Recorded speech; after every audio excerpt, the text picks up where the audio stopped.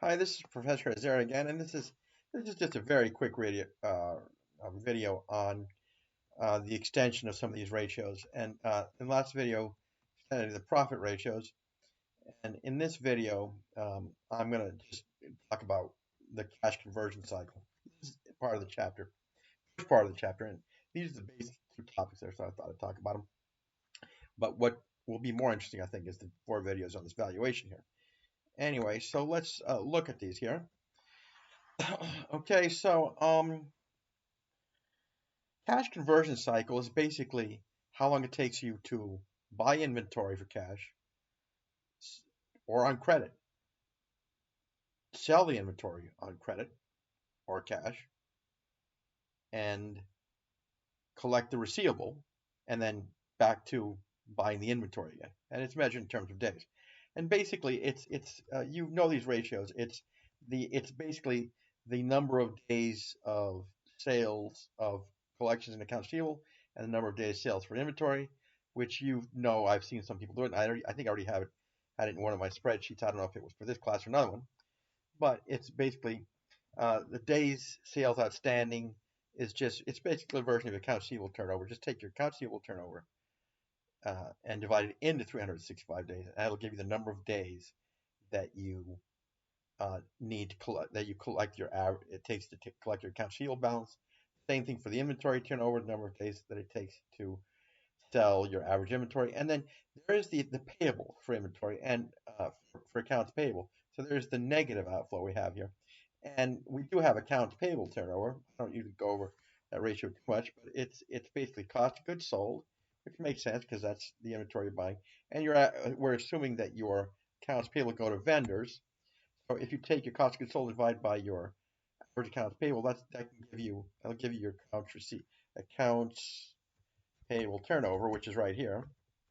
And if you divide that into the number of days, that will give you, if you divide that into the number of 365 days, that'll give you the average number of days that it takes you to pay your average payables balance. And the net of these three, this amount, the receivables plus the inventory turnover, receivables turnover plus the inventory turnover less the payables turnover, that is going to give you your cash conversion cycle. And that's the amount that it takes to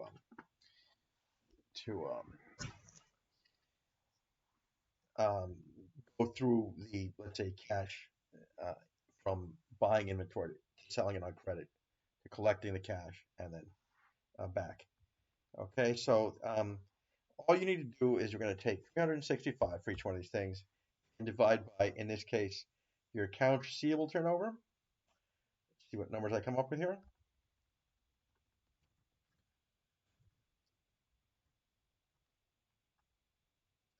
Well, that didn't work.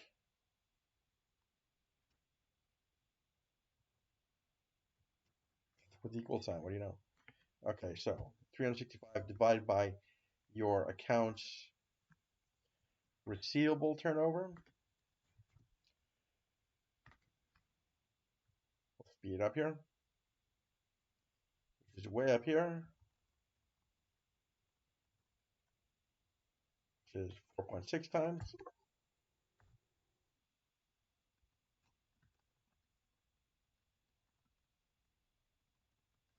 Try it one more time because I don't feel like making another video. Okay, 365 divided by your accounts receivable turnover. I'll speed up here, which is 4.65. Okay, so it takes you 78 days and 220 to collect your average accounts receivable.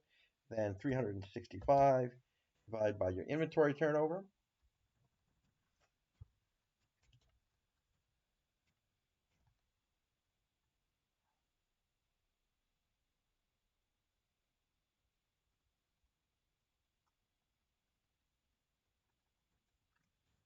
23 times, so it takes you 15 days on average to collect your inventory. And then the last one is your accounts payable turnover, and I'm lucky because I've already calculated down here, 4.2 times. So for the cash collection cycle for two, the cash conversion cycle for 220 is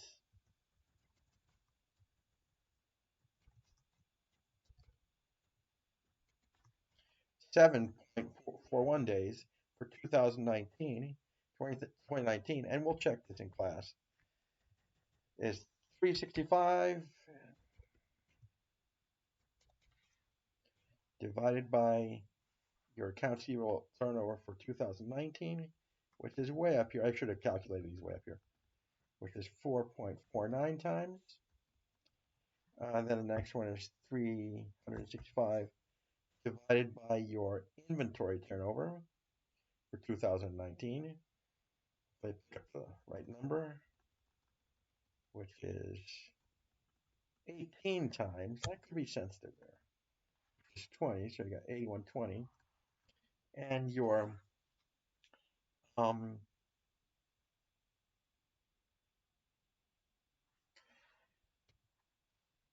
accounts payable turnover in days, 365 divided by your accounts payable turnover is that.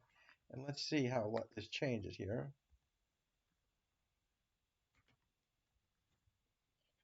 So one is 7 days, which would obviously be better, and this one is 24 days.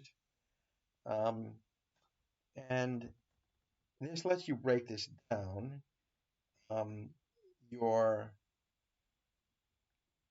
You improved in almost it, it took you improved in the two categories you want to improve in. It took you fewer days to collect your receivables. You sold your inventory faster, and it took you longer to pay your payables. So you improve in all three categories.